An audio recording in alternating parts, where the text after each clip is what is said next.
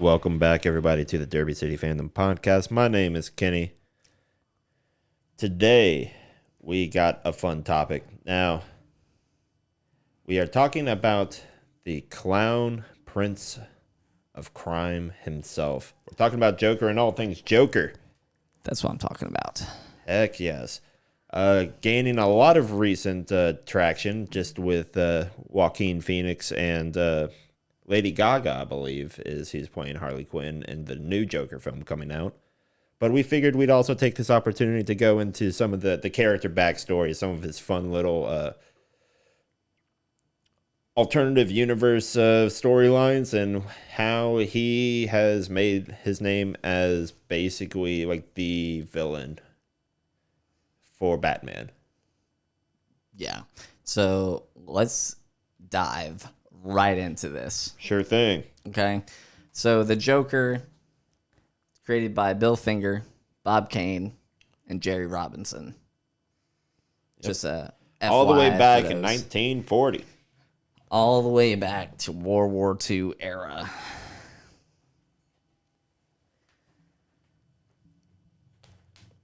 So the Joker, the earliest of the Batman's long-term enemies, I can't talk today apparently, was introduced to the world in Batman #1 in the spring of 1940. He's an old man. He's a Or a woman. Or woman. just about always a man. There's very few instances in the alternative like storylines where he's ever actually a female. I digress. So, one of the fun things with the Joker is that he has kind of like the same generalized origin story where he was a failed comedian and is then basically kind of forced into having to like do like a robbery, right? And with the group he's with, they are so rudely interrupted by the Batman while they are stealing stuff from a chemical plant. And Batman startles him so much that he falls over a railing, more or less, and falls into a vat of chemicals, which then permanently dyes his skin white, like that chalky white color, his hair green, and his lips bright red. One of the fun lines that the Joker has is that he doesn't like that particular version of the story, so he likes to leave it up to multiple choice. Like, he just wants people to guess what it is. But I think canonically, he fell into a vat and all of that. He wants people to guess, like, the origin of, like, why he's... Like, why he's the way that he is. Okay, that makes sense. Because I'm remembering the movies, and he's like, he's always has different stories, like origin stories of, like, how he got his scars or whatever. But, Sure. Exactly. He is full of shit. So the real reason is Batman spooked him, and he fell into a pit of... Chemical chemicals. waste. Yeah. Accidentally. And now he has green hair. So, Kenny, I'm going to kind of repeat what you said, Sure. but I kind of found an article that kind of puts it better. Okay. One origin story that comes to mind, and I got this from an article on the internet, like I said, 11 years after the character's first appearance, when Detective Comics number 168 told us about a lab worker who dons a colorful blank mask and becomes the Red Hood in order to steal big money from his employer. Batman thwarts, I never understood the plan, and the Red Hood falls into a bubbling vat of chemical waste, which gives the Joker his famous red, white, and green features. Yep. So I just wanted to make sure that everybody's aware of that, which you already said, but I feel like that kind of put it better. Tiny bit more detail. Yeah. So he has changed several times just over the years, right? So he's always been criminally insane. Like, that's his big like thing. So he can never be like tried because he's insane. Psychopath. Because he's a psychopath.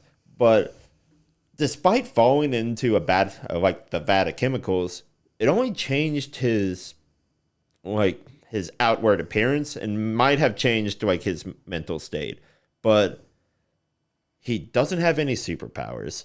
He is just very smart and sadistic. Yeah, pretty much. So aside from him being arguably as smart as Superman, or not as Superman, as Batman at times, he's At least also it's like the same universe. right, same universe. Sorry. Sometimes smarter than Superman because Superman's kind of an idiot. Superman's kind of a dull character in my point of view, but I Right. digress. Go on. So he likes to do a lot of gags, right? A lot of them involving chemicals, chemicals and toxins, and his famous Joker gas and Joker toxin, which, when inflicted on some poor bystander, will leave them with a grin, with a horrifying, teethy grin. And that's just fantastic. But I think my more enjoyable kind of gag things that he has like a little pop gun. Yep. That when you pull the trigger first, a little flag shoots out, some confetti, and it just says bang. And it's supposed to kind of like lower your guard. When he pulls the trigger again, it's actually just a stake gun, and it fires like a flag stake into the person's chest, like impaling them. Oh yeah. Which is fantastic.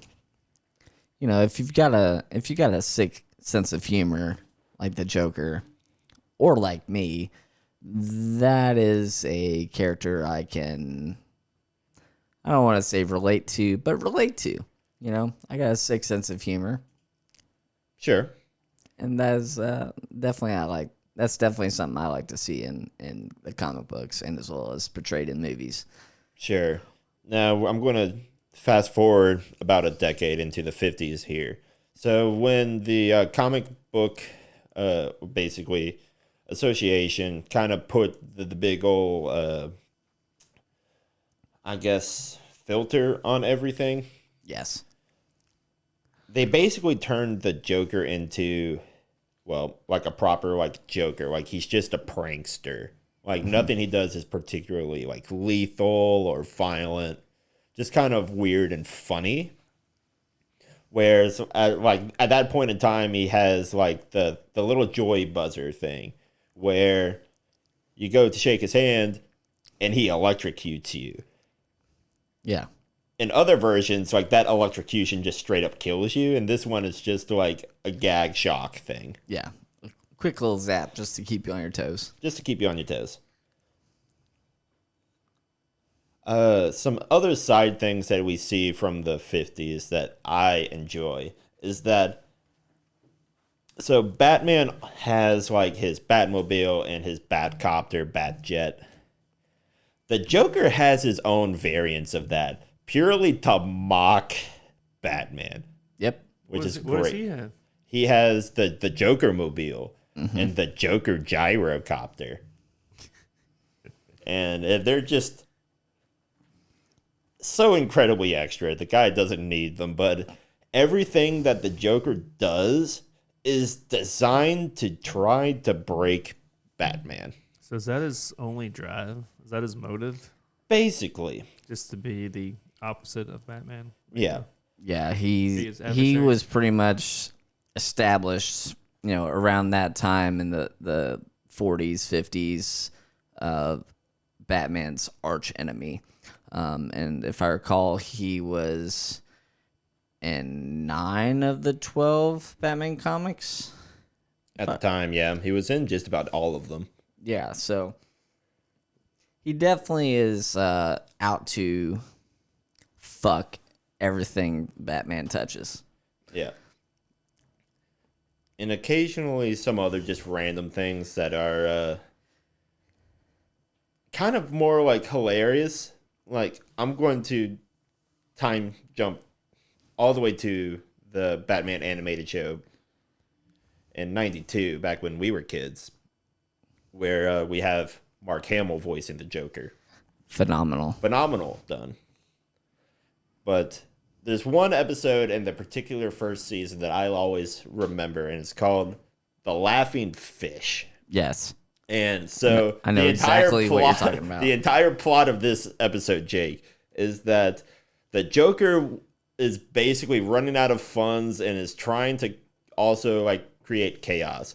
So he infects a school of fish with the Joker toxin, and they all have like the creepy face that he has. I have a photo up on the screen so Jake can see what I mean. But the entire point of this is that the Joker was trying to trademark these fish so that he could sell them and make a profit. The poison in these fish do not affect humans whatsoever. And this does not... Like, Batman is confused on why he is doing this. Because everything that the Joker has done up to this point has always been for, like, some weird villainous bullshit. Here, he's just doing it because he's trying to make a profit in the most nonsensical way possible. And it's great. At the end of the episode, also, he falls into, like, some shark-infested waters and he disappears for a handful of episodes. Mm-hmm.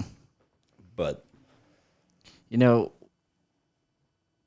for me, the animated Batman series, like most of the episodes that I grew up watching,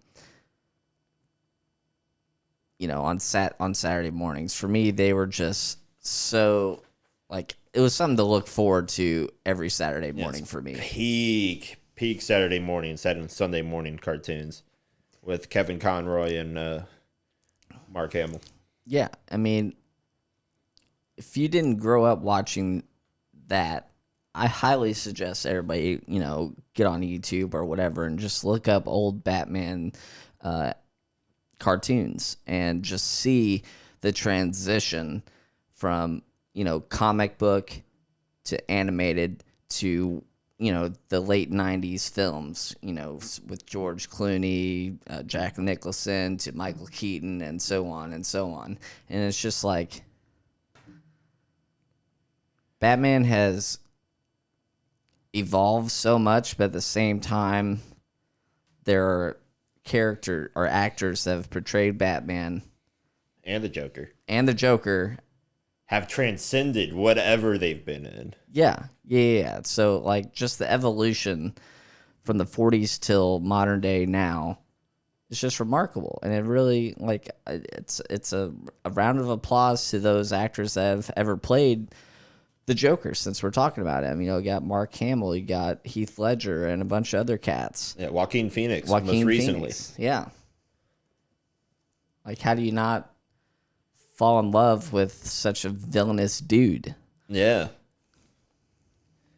So there are times where the Joker does, for the lack of a better word, win, right? I'm sorry, not to cut you off, but I've totally forgot to mention Cesar Romero. Like, he was in the animated, and that's just something that I grew up watching. But anyway, go ahead, Kenny. Yeah. So there are times, Jake, Colin, where the Joker wins, for the lack of a better word. So most famously, it probably is the Killing Joke, right? That's the one that kind of everybody goes to, where he kills Jason Todd, where he paralyzes Barbara Gordon. And it's one of the first times we see Batman seriously consider murdering somebody. And in this particular instance, he gets damn close to doing that. Mm-hmm. But Batman is, you know, always going to be at least firm in his belief for the most part. But not everybody is. So one of my favorite storylines that the Joker is involved in is called the Injustice series. So in that particular series, the Joker gives up on trying to corrupt Batman and goes after Superman instead. Nice. So this is probably going to be a bit hard to follow, but bear with me. So the Joker sprays Superman with a modified version of the Joker gas and the Scarecrow fear gas combined. In doing so, the Joker convinces Superman that he is killing him, but instead he ends up killing Lois Lane under the guise that he's the Joker, right? Lois Lane at the time is pregnant with their kid. At the same time, the Joker nukes Metropolis, wiping it off of the earth. And at that point in time, Superman gets his senses back, then properly murders the Joker.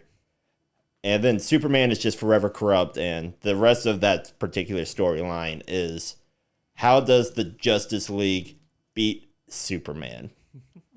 Because in that series, you have the two sides, basically, the Batman side and the Superman side, and how that plays out. So I would say that the Joker won in that. Like, he accomplished what he wanted to do. He royally fucked things up. Yes. And rightfully so.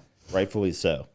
So if you can find a way to fuck with the Justice League, I'll watch that. I'll watch that. Yeah, animated series movie. That's a fun movie that came out, I think, about 3 or 4 years ago now, alongside a couple of fighting games called The Injustice. Just call it Injustice, but I digress. I think we can probably say that it's safe to say that the Joker is basically supposed to be like the embodiment of chaos. Yes. 100%. As a force of nature. Now, I want to kind of transition to The Dark Knight, the movie, where we see Heath Ledger play the character and everything that he does. He is everything that Batman is trying to keep in order gone wrong. 100%. Now, something that I'm kind of curious about is what Jake had to think about The Dark Knight and Heath Ledger's role as the Joker.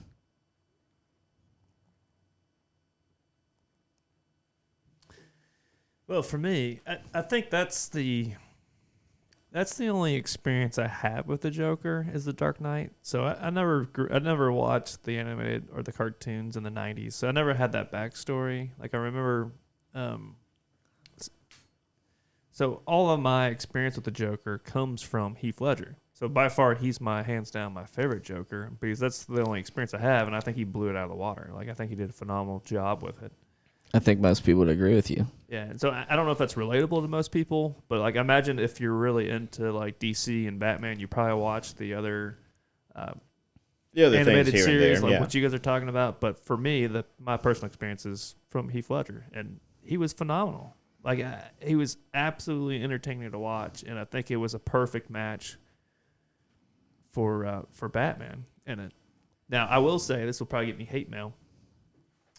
I feel like, and you guys probably will disagree with this too, the one thing I dislike about the Joker, and I don't necessarily think it's the character's fault, but I feel like it's always, like whenever they come out with new Batman stuff, like he's always there. And I get the appeal of it because he's like Batman's He's the guy. Yeah, he's Batman's biggest opponent. It's been like that since the 1940s or whatever. But I think that's my only... Your only gripe is that he's always there. Yeah, it's like the perfect example is the most recent movie, The Batman, that just came out, the 2022 one. Yeah.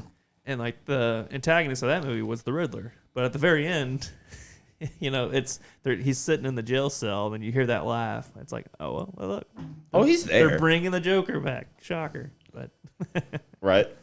So what you're saying is you would like to see more films where the Joker was not necessarily involved in more, you know, the Riddler or Penguin or whomever else. Yeah. yeah. You know, you got other villains as well, you know. Yes. And I think that's why I enjoyed like the Christian Bale, those three so much because the villains hopped around enough for me. Now, if they give it more time, like I really liked Heath Ledger's Joker so much that like it's hard for me to relate for any other one. And I don't know what they'll do. Like I'm sure no matter what they make, I'll probably go see it anyway. Sure. Now, did you see Joaquin Phoenix's impression? I did not. No. Oh, okay. I've actually heard mixed reviews. Did you guys like it? I liked it, but that film, I think almost more so than any other film released in that year, is a movie you need to go watch with a particular mindset because it is a depressing, awful film about how society abuses like mentally ill people. Yeah. That I agree with. Well, I'm glad I didn't go see it. So you need to be in a good set of mind before going to see this thing. But the quality of acting that Joaquin presented as a Joker that hasn't met Batman, because Batman in the Joaquin Phoenix Joker film, Batman is still just regular old Bruce Wayne with both of his parents still alive. Still alive. And you're introduced in that movie to a young Thomas Wayne, or Bruce Wayne, sorry. Yes. And that's kind of something that I kind of want to talk about is we're set to believe that this Joker is significantly older than the Bruce Wayne in that film. Yes. And so that's where I'm kind of confused, and where they're going with that is I was under the impression that they were pretty close in age. In like the animated show and the comics, yes, they are. But this is its own interpretation, and they can do what they want. Which is fine. But at the same time, I guess more will be revealed in the second one. Yes. Which is kind of interesting because the Joaquin Phoenix Joker films basically turned the Joker into more of a title then. Because if Batman's to exist and to fight the Joker, then either Joaquin Phoenix's Joker is going to just be like a very much older Joker, or there's going to be like multiple Jokers. So you guys saying they're making a second Joker film, like within the Joaquin Phoenix kind of? Yes. Plot? Yes. I didn't know that. The main particular plot of this film is that we see Professor Harley Quinn, Portrayed by Lady Gaga. Yes. That was gonna be my next question. I was curious because I know you guys mentioned earlier in this episode that the Harley Quinn. I was like, so what? How does that fall in? So okay, this is important to the overall backstory behind the Joker, so we'll go into it. So Harley Quinn is a psychiatrist that works for Arkham Asylum in the comics and is assigned to the Joker to try to figure out what makes him tick, try to maybe like rehabilitate him. The original assignment is kind of flaky on the actual reasons why, but regardless, she's the person assigned to do the thing with the Joker. After a long period of time, just working together, going back and forth, like probing his like psycho tendencies, she ends up falling in love with him and goes down that rabbit hole. Harley Quinn, though, as a character, is badass because she's like one of the few people that have broken in and out of Arkham Asylum on multiple occasions. Multiple occasions. And who also has just no powers, and she's just incredibly smart. I don't know if there's another word for this, but it definitely gives off a what's the term? Stockholm syndrome. Stockholm, yeah, it's close, right?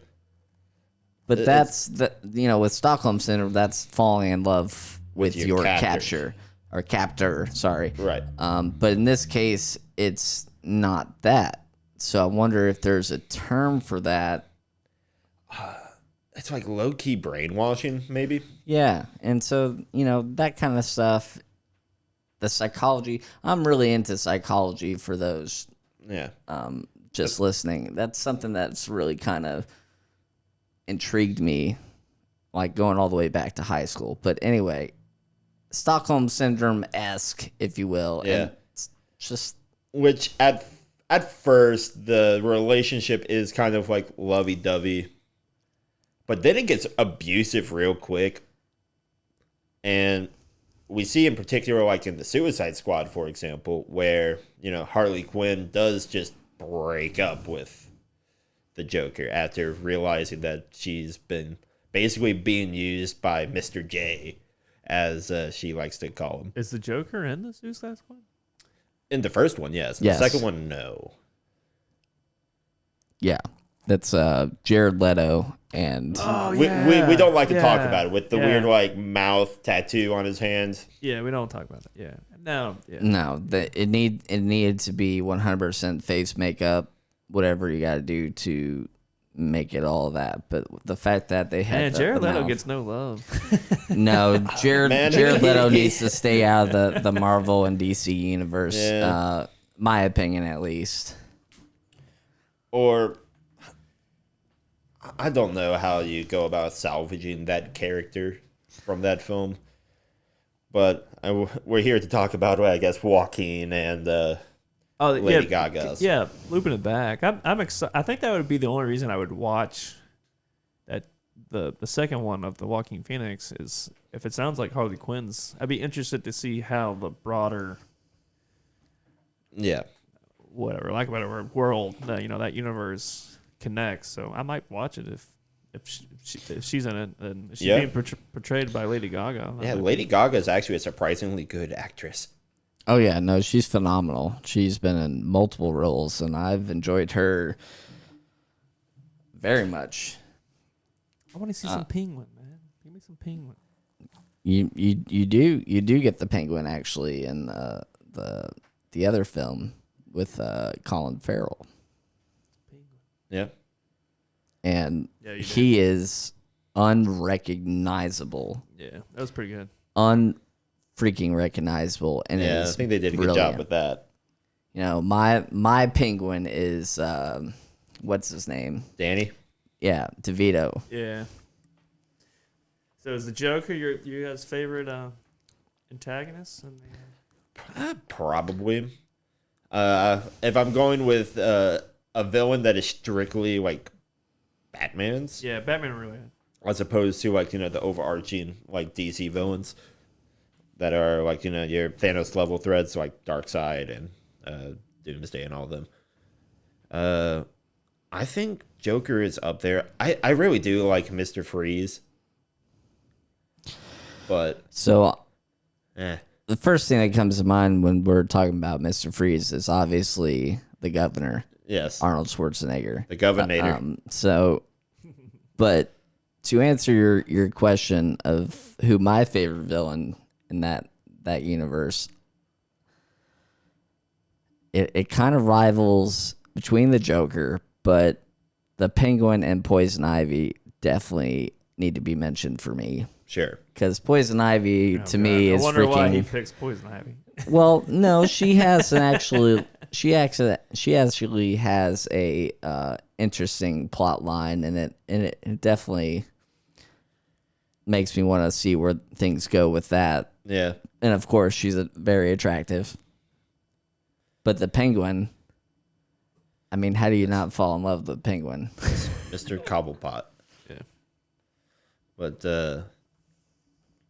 yeah, so the Joker is also kind of like low key like the head like ringleader to like all of the other villains in Gotham because nobody really wants to mess with him because he's like He's batshit crazy. Pun right, intended. which it's funny to think that all of like these supervillains are afraid of the insane man when all of them are also just kind of like unhinged somewhere in their brain, right?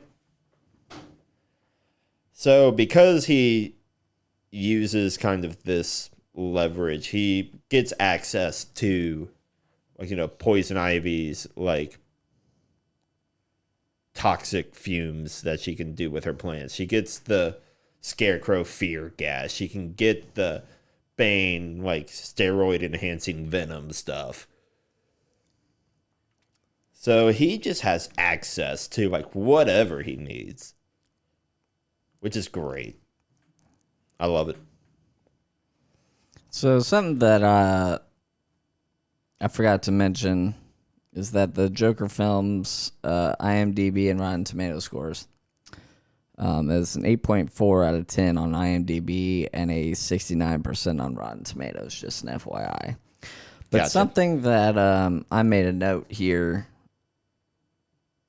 in the Joker, Arthur's mother keeps insisting Thomas Wayne will help them, and later reveals that she had an affair with Wayne when she worked for him. Yep. However, like Arthur himself, not everything his mother says can be believed. So did this relationship really happen, or was it in her head? What are your all's thoughts? Or I guess really, Kenny, what is your thoughts since Jake didn't see it? It's hard to tell, right? Because the Joker is always just back and forth. Like, I bring up the quote I said earlier about, like, just make up your own story. I don't remember. It's not important. Like, I'm here to cause chaos. But I think there's something to be said that there's probably a good chunk of it that is just kind of, like, in his head. So not only is it in his head, but basically don't believe anything that his mom says. Don't believe anything that they tell you about the guy, right? So that's where I kind of tend to agree with you. Is the guys that came up with the Joker, canonically, we're not really the only true origin thing is the vat of chemical waste he falls in. That's how he gets his scars and whatnot. But everything else is, to sum it all up, is a mystery. And so whatever they portray in these films, past and present, can be canon. Can be canon or just full of shit. Yep. It's up to his own personal interpretation in the given moment you ask him. Yeah. And so for me personally, I definitely kind of like the way they went about doing that. Is I don't want to know canonically where his origin story begins, how he got the scars. Well, we know how he got that, but everything up to that present moment, I like that. That mystery of it all is really hands-on for me, and I want to portray, like, I want to interpret what's going on the screen, how I see it. And then that's the whole point of this podcast is, what are your thoughts, Kenny? What are your thoughts, Jake? And what then are we your thoughts, audience? The audience, exactly. So that whole aspect of it all is just freaking awesome. Yeah. So there's another fun line that I've just read here, that when supervillains want to scare each other, they tell stories about the Joker, right? Like, he's probably the most accomplished. Like, he more actively gets away from Batman than any of the other villains. And even when he gets sent to Arkham Asylum, like, Harley Quinn just breaks him out. Like, he's almost always free. Yeah. Yeah, I'll just leave it at that. Yeah. Yeah. So something that I saw in an article, the same article I had mentioned earlier, because obviously I did my research before coming into this podcast, and I thought this was kind of an interesting take, and I never really thought about it. So we all know about Murder Alley, right? Yes. That's where his parents are not. Crime Alley. Crime Alley, sorry. That's where we know Batman's parents are murdered. Yes. And who murders them? Joe Cool. Exactly. So, in this article that I read, canonically in Batman comics, the movie that the Waynes, now they say movie, but I was always under the impression of they went to go see a play. But in this article that I read, they say movie, so I thought that was very interesting to bring up.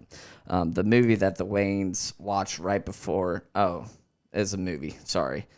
Right before Thomas and Martha are murdered in Crime Alley is The Mark of Zorro. Since it's set in 1981, Joker's bizarre twist is that the elder Waynes died after watching the Zorro movie that happened to be released that year, Zorro the Gay Blade. In this weird comedic take on Zorro, George Hamilton plays the dual roles of Don Diego Vega, who is secretly Zorro, and his flamboyantly gay twin brother, Ramon Vega, who is also goes by the name Bunny Wigglesworth. When Diego is injured, Ramon/Bunny assumes the mantle of Zorro, but with some changes, like using a whip instead of a sword and wearing different garishly colored Zorro costumes. I just thought that was an interesting point to bring up. Yeah. I know that's not necessarily Joker related, but since we're talking about Batman too, I thought that was a very... I mean, that is kind of like the most famous scene, I suppose. Just, them leaving the movie theater or the play theater. The hall, so to speak. And they just go down the wrong alley. Yeah, and I feel like that needs to be brought up in every film. But at the same time, I think I'm of the mindset that if you're going to do like an extended kind of like movie, like trilogy, what have you, maybe do it only in like the first one. Right? If you're going to have like a series, yeah. Then sure. Yeah, I agree with that. Because otherwise, like, I fall into the category of like, okay, everybody knows how like that Batman's parents die in an alleyway. Everybody knows that Spider-Man gets bitten by a spider. Like, you don't really need to show that. And they do that in some films. Yeah. With Spider-Man, Andrew Garfield version, they kind of do that. But, I thought that was just an interesting point to bring up. It's kind of sidetracked, but I thought it was really cool. Mm-hmm. But one question. Sure. Ask me your question. That I really want to ask you guys. Is Arthur Fleck the real Joker, or does he inspire the real Joker? And before you answer, everybody listening, please leave a comment and tell us what you think. But Kenny, go ahead. Sure. So I think I kind of mentioned it earlier, where in this particular version of the story, I think the Joker is more of a title that one can like inherit, right? So I do think that Arthur is the Joker, but you see him inspire other people to also become Jokers.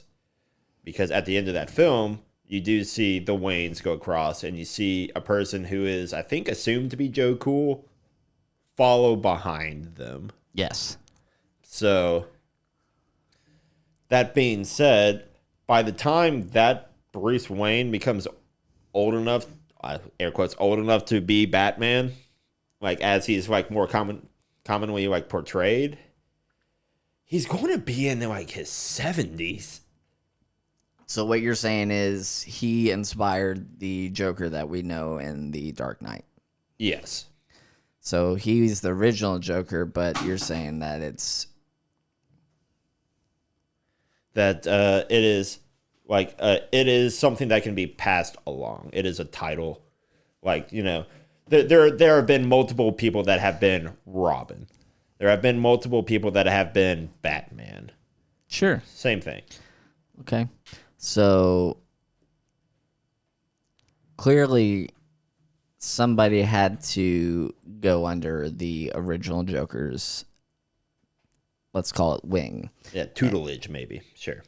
And so that kind of brings up an interesting story of how that happened. Who is this other cat then that falls under his wing and becomes his Padawan learner, if you will? Sure.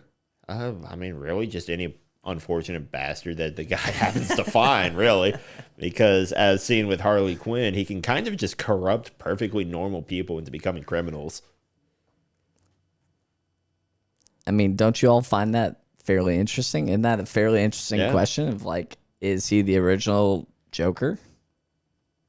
And does he have a, a Padawan learner, if you will? And In one particular storyline, yes, and it happens to be Dick Grayson. He kidnaps Robin and brainwashes him into becoming like a Joker kind of figure.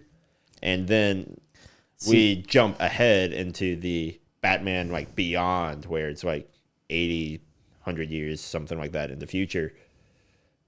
And we get Terry McGinnis, who becomes right. the new Batman Beyond. And with old Bruce Wayne, who is still alive, but he's like 85, 90 years old, but he's just like grumpy old man and get off my lawn mentality. And one of the particular movies there is that the Joker comes back because he does like some weird future nonsense with Dick Grayson. So in that particular movie, we see the Joker like corrupt the kid, and then the kid kills the Joker with the little pop gun. Yep. I know what you're talking about. Yep. And then they go on to talk about how it took years and years to get the kid back to like a stable mental state.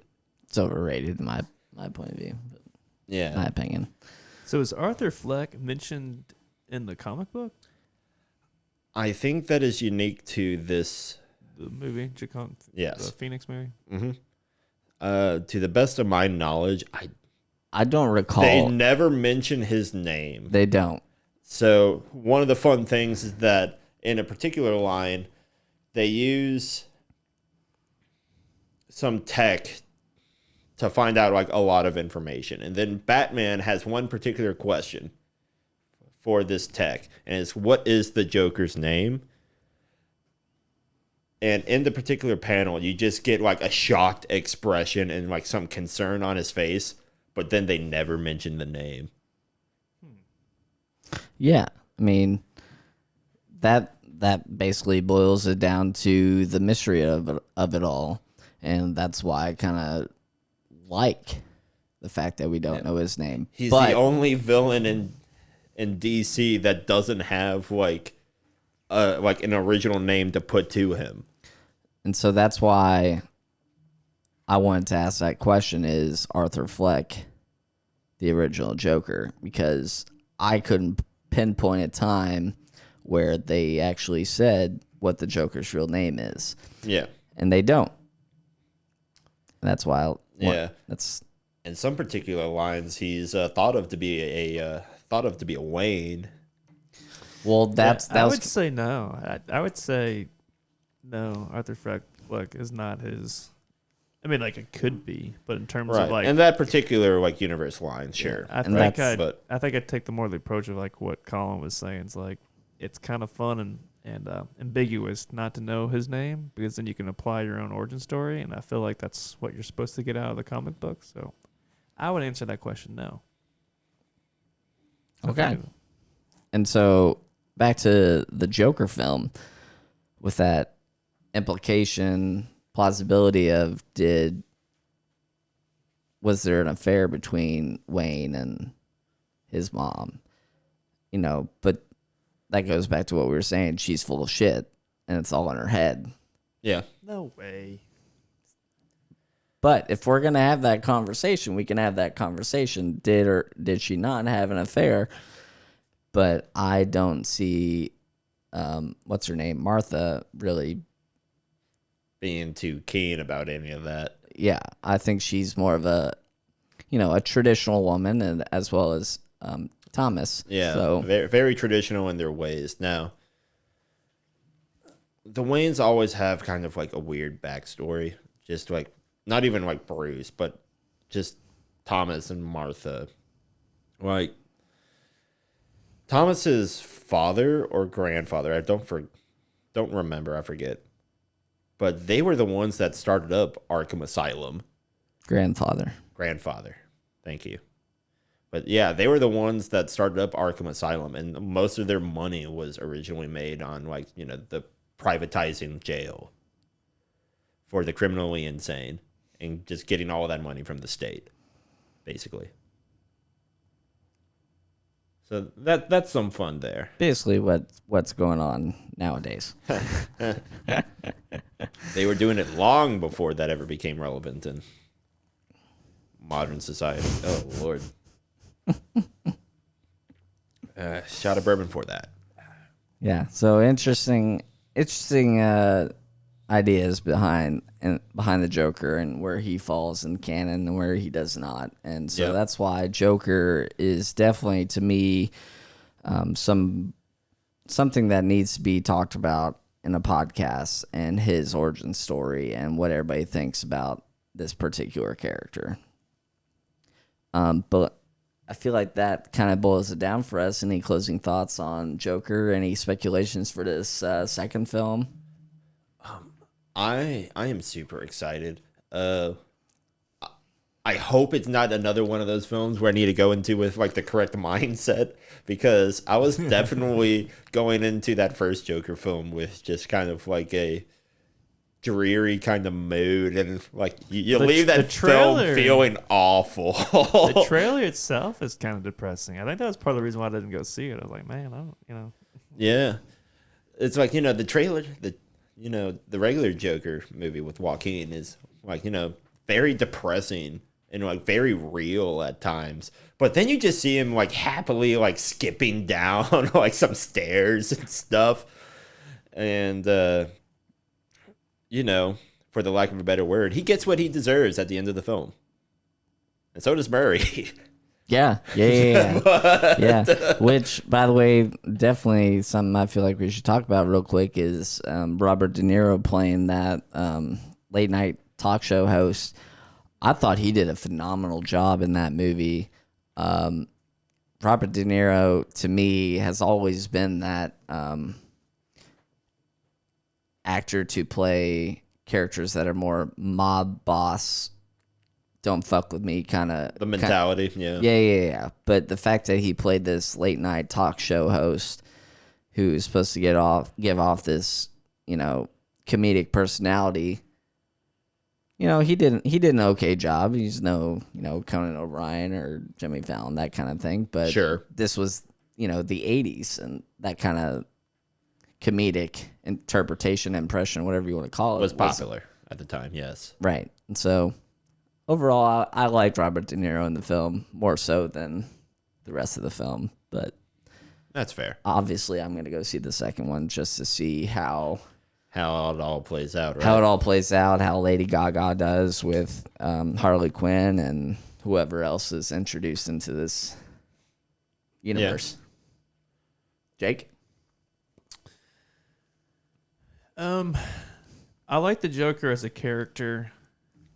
I dislike that, in my opinion, he's overportrayed. Like, I think he's just constantly thrown at us from the DC universe. And I think it's kind of why I'm more biased toward the Marvel universe. It seems like it's a little better, like, written out. They're not repeating themselves over and over and over. I know you can make a case like that, like the movies repeat themselves, but like I feel like it's just the Batman movies. I love Batman. He's probably my favorite superhero, but in terms of they overplay the Joker so much. And you know, the best example I can give people is watch the 2022 movie the Batman, and I thought they did a phenomenal job with it, and they had the Riddler, but then at the end they like throw the Joker in, so it's like it doesn't even make me excited for the next sequel one. Bait. Well, that's it, but that's what I'm saying. It's like every time it's like, well, we'll start a new Batman trilogy, we'll make all this money. It's like, well, fuck it, throw the Joker in there and people go see it. Like, so I just think for me, he's an awesome character, but they've kind of ruined it by showing him so often. Okay, that's fair.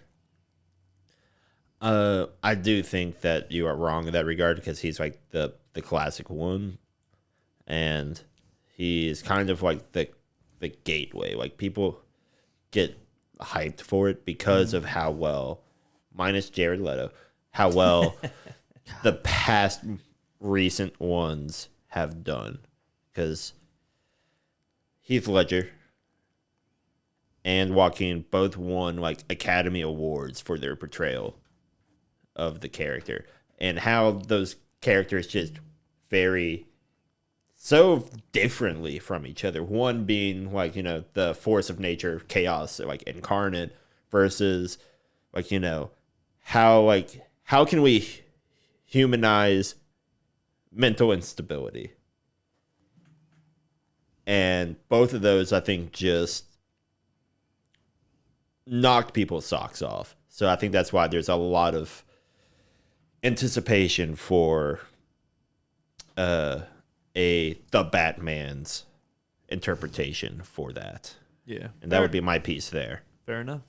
Yeah, with Joaquin's interpretation of the Joker, I feel like with mental illness, such a huge thing nowadays, whereas, a couple years ago, a decade ago, wherever you want to point at, I feel like it was acknowledged, but it wasn't addressed. It wasn't fully acknowledged, in my opinion. But nowadays, mental illness is one thing that the common workplace, or even introduced in movies and whatnot, is a huge, huge deal. Yes. And so I feel like Joaquin Phoenix's interpretation of the Joker kind of made some people feel uncomfortable. And that is exactly, I feel like, very real. What they were going for is, right. Can people relate? Does this make you feel uncomfortable? Good. That was the freaking point. That was the goal. All right. So with that all being said, I want to thank everybody for listening to the Derby City Fandom podcast. Give us a follow here on YouTube. We also got a Facebook going, got some Instagram.